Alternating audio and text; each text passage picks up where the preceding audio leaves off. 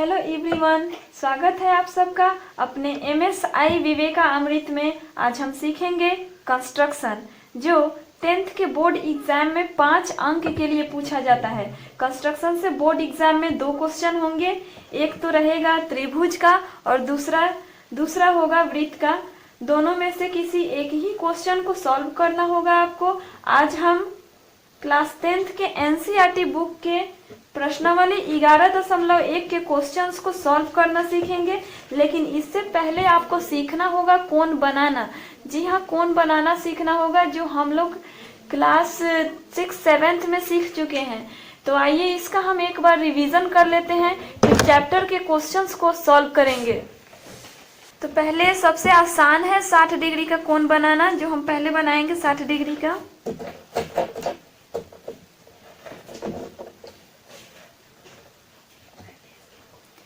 इसके लिए हम स्केल लेंगे। स्केल में देख लीजिए स्टूडेंट्स, जो ये मोटा मोटा लाइन खींचा हुआ है ये इंच का दिया हुआ है, सेंटीमीटर इधर है, तो हम लोग हमेशा इधर से ही मापेंगे। सबसे पहले स्केल को रख के इस तरह से एक सीधी रेखा, एक लाइन खींच लेंगे हम,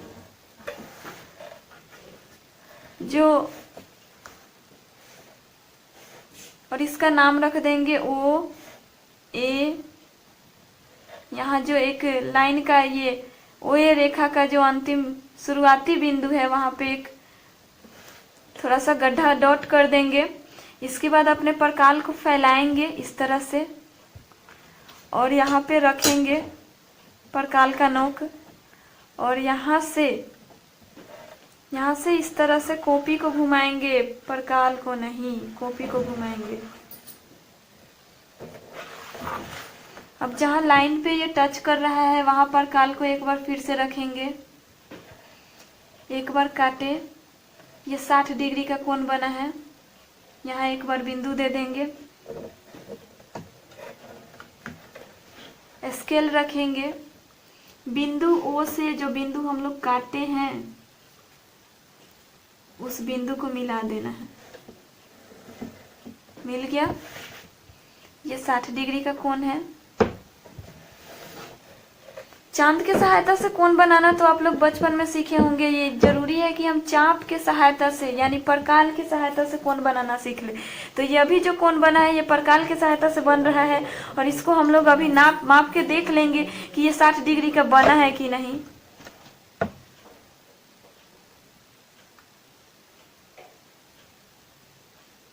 देखिए ये 60 डिग्री का बना हुआ है। अब हम अगला कोण बनाएंगे जो 120 डिग्री का होगा। इसके लिए बस इस काम में थोड़ा सा काम और बढ़ा देना है, थोड़ा सा और आगे कर देना है इसको। फिर से हम यहाँ पे एक डॉट बिंदु देंगे, फिर से कॉपी को घुमाएंगे इस तरह से। उसके बाद जो हमारा लाइन है, रेखा, वहां रखेंगे। एक बार काटे तो ये 60 डिग्री का है, दूसरा 60 डिग्री पे रख के काटेंगे, ये 120 डिग्री का होगा। इसको मिला लेते हैं O बिंदु से।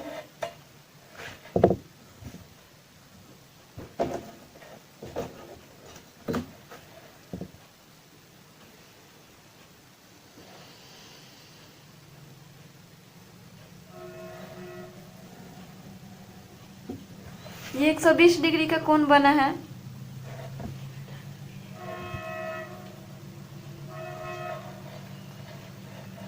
OAB नाम रख दीजिए, कुछ भी रख सकते हैं।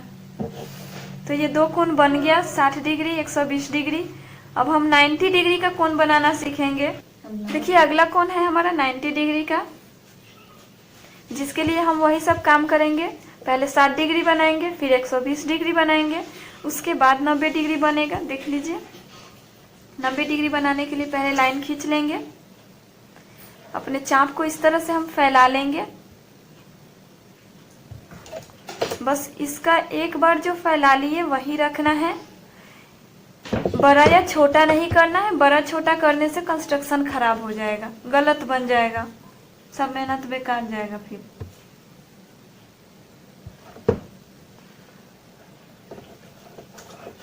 दोस्तों ध्यान रहे आप पेंसिल को नहीं, परकाल का ये इस तरफ का साइड पकड़ेंगे ताकि कंस्ट्रक्शन खराब ना हो, हिले ना, कंस्ट्रक्शन खराब ना हो।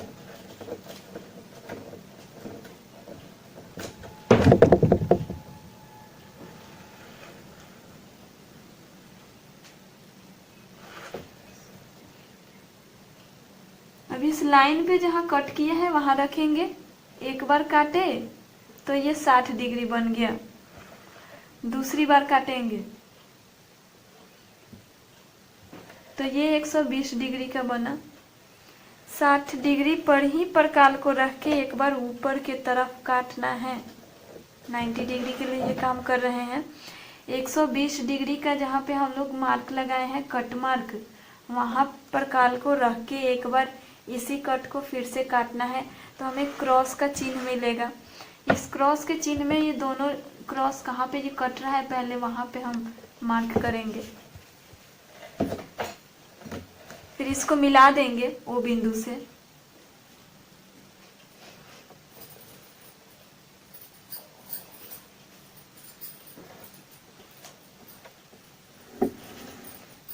मिल गया, ये 90 डिग्री का कोण बना है।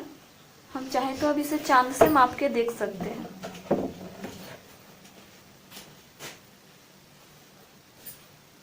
देखिए ये 90 डिग्री का बना है।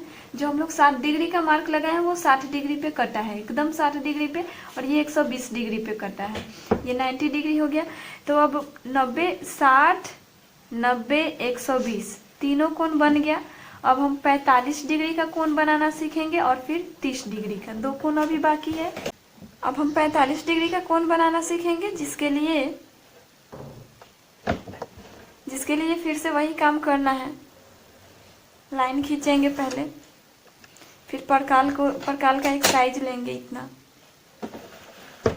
45 डिग्री बनाने के लिए पहले हम बनाएंगे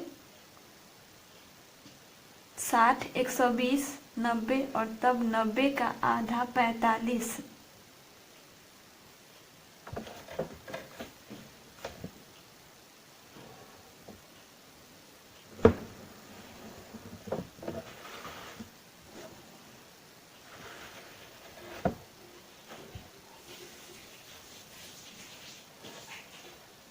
पहले 60 डिग्री का ये बना, फिर 60 डिग्री पे हम कट मार्क लगाएंगे ऐसे, 120 का कट मार्क, फिर 90 के लिए कट मार्क 120 पे रख देते हैं। अब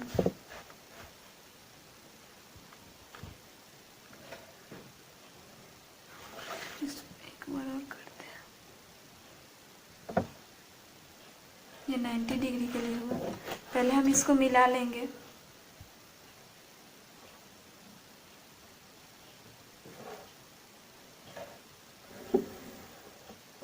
ये वो बिंदु से मिल चुका है और 90 डिग्री का कोण भी हम लोगों ने बना लिया। लेकिन अब बनाना है 45 डिग्री, जिसके लिए यहाँ 90 डिग्री, ये हमने जो चाप लिया है, ये चाप इस पे यहाँ पे कट रहा है 90 डिग्री। 90 डिग्री का आधा करेंगे, 45 डिग्री मिल जाएगा। इसके लिए परकाल को हम फैलाएंगे और जो ये पहले हम जहाँ पे रख के 60 डिग्री काटे थे वहाँ रखेंगे और 90 डिग्री के पास रखेंगे। ऐसे एकदम उतना ही साइज में परकाल को लेना है, यहाँ से लेके यहाँ तक। जब यहाँ से यहाँ तक नाप लेंगे तो यहाँ रखने के बाद एक बार काटेंगे और एक बार 90 डिग्री पे रख के काटेंगे। अब एक फिर कट मार्क मिला, इसको मिलाएंगे।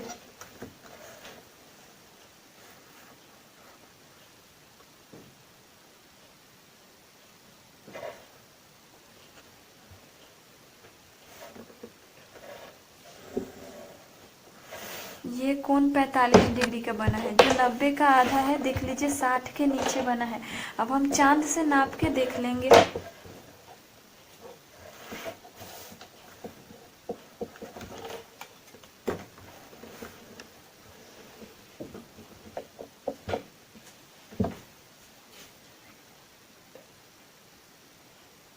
देखिए 90 डिग्री और ये 45 डिग्री बन गया, 40 और 50 के बीच 45। अब 30 डिग्री बनाना है तो वो इसी में बता दे रहे हैं। 60 डिग्री जो हम नापे थे उसका आधा कर देंगे तो 30 डिग्री बन जाएगा। चलिए 30 डिग्री बनाने के लिए फिर से वही एक किरण रेखा खींच लेंगे ओए। उसके बाद फिर से चाप लेंगे परकाल से एक बार फिर से वही काम करना है। देखिए इस लाइन को जहाँ पे चाप कट रहा है वहाँ पे फिर से परकाल का नोक रख देंगे। इसके बाद 60 डिग्री का कोण बनाएंगे और 60 डिग्री के कोण बना है वहाँ यहीं से एक बार और इधर काटेंगे और जो 60 डिग्री है वहाँ रखेंगे एक बार परकाल को, जहाँ 60 डिग्री के लिए कट मार्क लगा है। तो ये 60 का आधा हो गया, 30 डिग्री बन गया आपका। मिला के नाप भी लेंगे हम।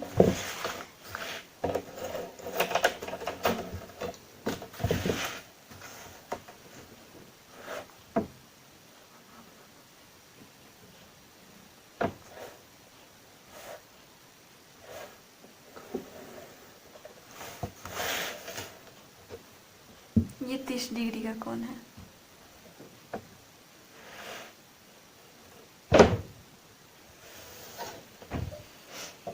तो ये 30 डिग्री का कोण बन गया।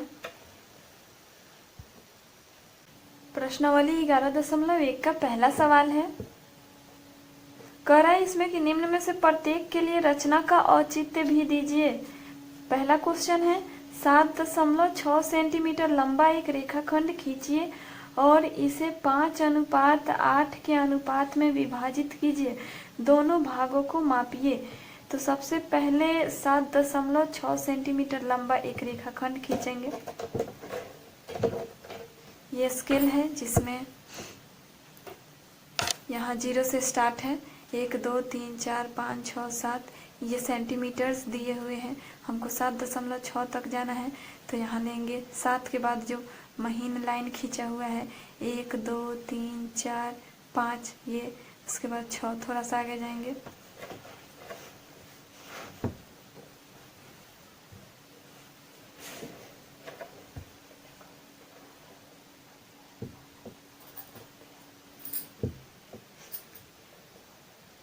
यहाँ डॉट कर देंगे 7 1 2 3 4 5। यहाँ जो 7.6 है यहाँ भी एक डॉट बनाएंगे, दोनों मिला देंगे, मिल गया। इसका नाम रख देंगे A B।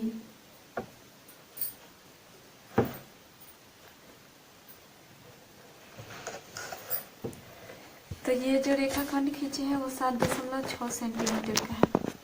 इसके बाद एक न्यून कोण बनाना है। तो आप जानते हैं कि 90 डिग्री जो है एकदम वर्टिकल होता है सीधा, तो इस तरह से जो होगा वो 90 डिग्री होगा।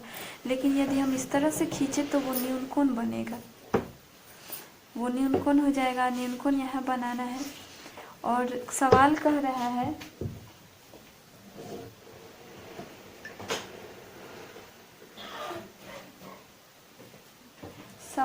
रहा है कि 5:8 में विभाजित कीजिए। सवाल में है 5:8, तो इसके लिए 5 + 8 जोड़ देंगे, 8 5 13 हो जाएगा। यानी जो हम न्यूनकोण के लिए लाइन खींचेंगे उसको 13 भाग में बांटेंगे। ये स्टार्ट 0 है, यहाँ पे रखेंगे। 13 भाग में काटने से अच्छा है कि इसमें कटा हुआ दिया हुआ है, 1-1 सेंटीमीटर पर हम लेंगे।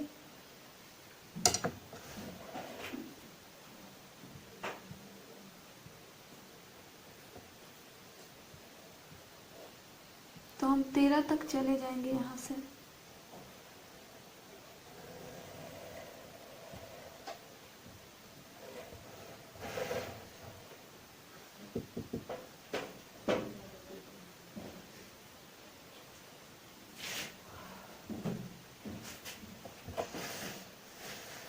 और यहाँ स्केल रख के शुरुआत 0 से हुआ है, यहाँ एंड हो रहा है 13 पे।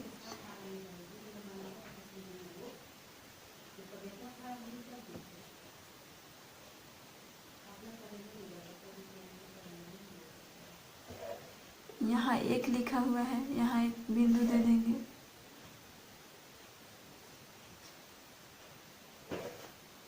एक मार्क कर देंगे, 2 3 4 5 6 7 8 9 10 11 12 13। अब इसका हम नाम रख देंगे। क्योंकि यहाँ ए बिंदु है तो नाम रख दीजिए A1, A2, A3, A4, A5, A6, A7, A8, A9, A10, A11, A12, A13। अब ये जो 13 A13 है, इसको मिलाएंगे हम 20 से। A13 को 20 से मिलाना है।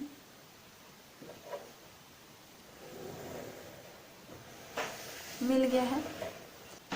अब अपने मन से परकाल को इतना ज़्यादा फैला लेंगे, थोड़ा सा, ज़्यादा भी नहीं फैलाना है, थोड़ा फैलाना है। और उसके बाद A13 पर इसको रखना है। A13 पे रख के इस तरह से इसको काट लेंगे। अब चाप को हिलाना नहीं है। सवाल में कहा है 5:8। इसके लिए हम अब A5 पर जाएंगे। A5 बिंदु यहाँ पे है, यहाँ पे इसको रखेंगे और परकाल को घुमा देंगे। ज़्यादा नहीं घुमाना है, बस कोण बनने लायक है। और जो कोण यहाँ पे बन रहा है, यहाँ पे इसको माप लेंगे। इसका साइज छोटा करके मापेंगे, जितना इसमें बना है।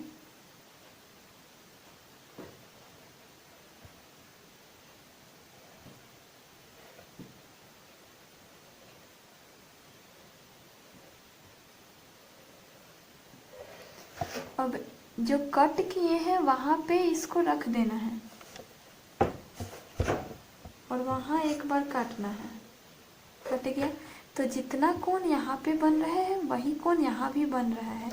अब A5 यानी 5:8 कह रहा है, तो A5 से इस कोण को मिलाएंगे। A5 यहाँ पे है और जो हम कोण बनाए हैं वहाँ यहाँ पे है।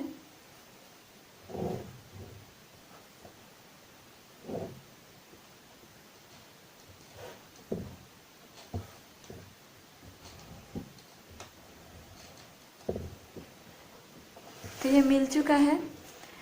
तो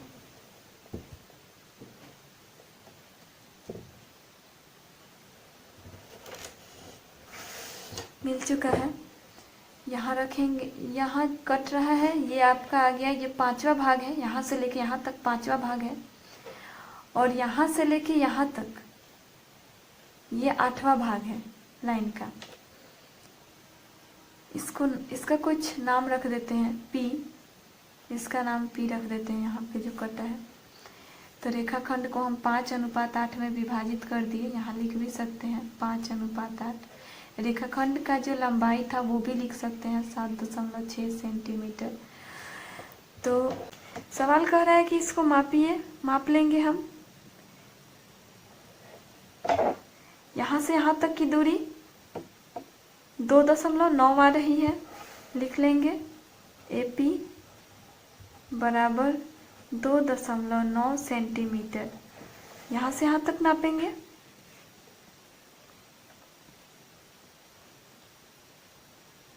तो ये आ रहा है 4.7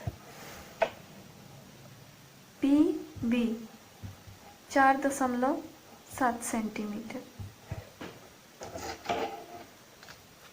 इस सवाल को जानेंगे कैसे कि सही बना है कि गलत। इसके लिए ये जो लाइनिंग है और ये ऊपर वाला जो लाइन है, दोनों एक दूसरे के समानांतर होना चाहिए। समानांतर हुआ तो सवाल सही बना है, कंस्ट्रक्शन सही है।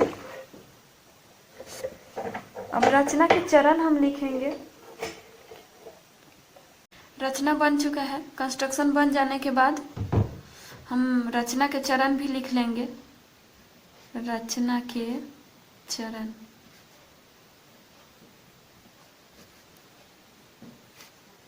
नंबर वाइज करके लिखेंगे। नंबर 1 जो हमने सबसे पहले किया है, AB बराबर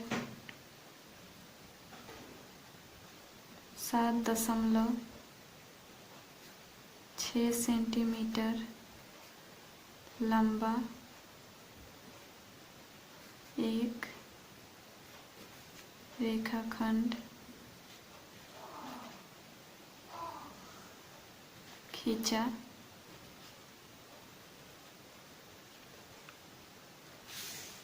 दूसरा, तो दूसरा क्या किए हैं, तो हम लोग यहाँ लिखेंगे ए पर, बिंदु ए पर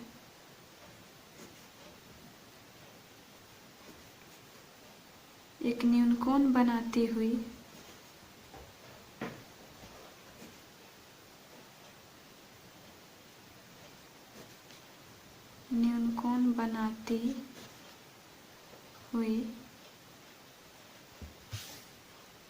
एक किरण खींचा।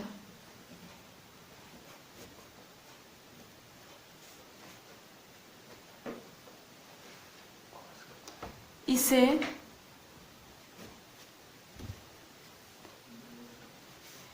हम लोग 5:8 था, तो यहाँ लिखेंगे इसे 5 + 8 = 13। इसे 13 बिंदु, 5 + 8 = 13 बिंदु इस प्रकार अंकित किया। बिंदु A1 कटा हुआ है, ये A2 कॉमा देकर लिखेंगे, A3 डॉट डॉट कहाँ तक गए हैं, A13 अंकित किया।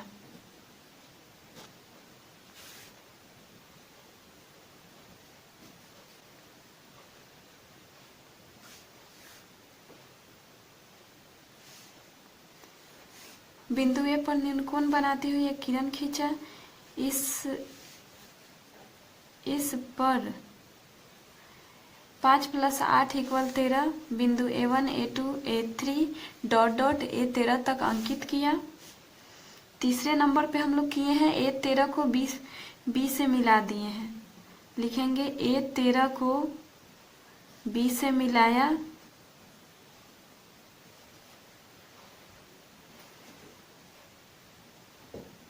अगले स्टेप पे हम लोग क्या किए थे, A13 पर एक कोण बनाए थे, वही कोण A5 पर बनाए हैं। लिखेंगे A13 यानी A13 पर एक कोण बनाया, वही कोण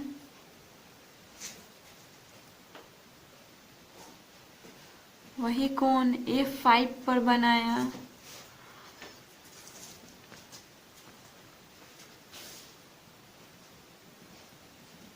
वही कोण A5 पर बनाया। A5 को AB के P बिंदु तक मिलाया। चलिए, ये मिला देने के बाद हमें 2 समानांतर रेखाएं प्राप्त हुई है। लिखेंगे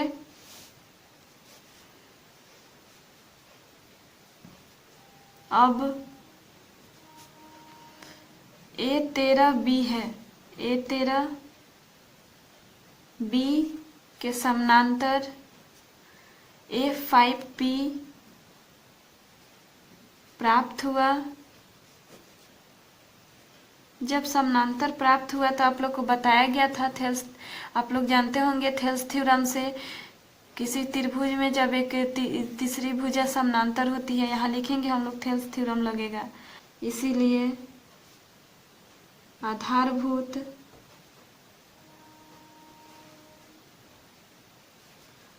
समानुपातिकता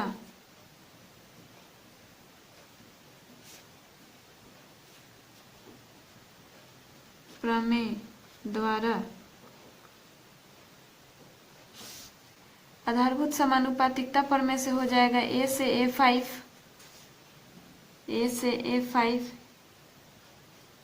बट्टा A5 से A13 इक्वल त्रिभुज का इधर का भुजा का हम ले रहे हैं, अब इधर का लेंगे AP बट्टा PB। रचना से ये 5:8 में बटा हुआ है, लिख लेंगे, यहाँ ब्रैकेट में लिख लेंगे।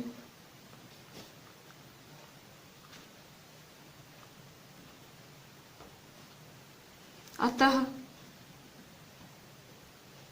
AB रेखा यानी AB रेखा विभाजित हो गया 5:8 में, अतः AP बट्टा PB इक्वल 5/8।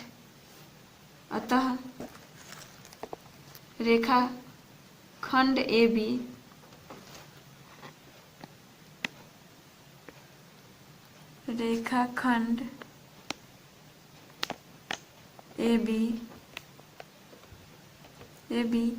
AP अनुपात कॉमा दे देंगे AP अनुपात PB अर्थात 5:8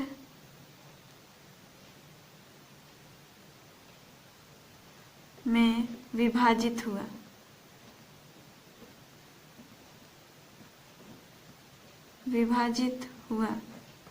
कंस्ट्रक्शन कंप्लीट हो गया। इस तरह से बनेगा। अगले वीडियो में आगे के क्वेश्चन सॉल्व करेंगे हम लोग।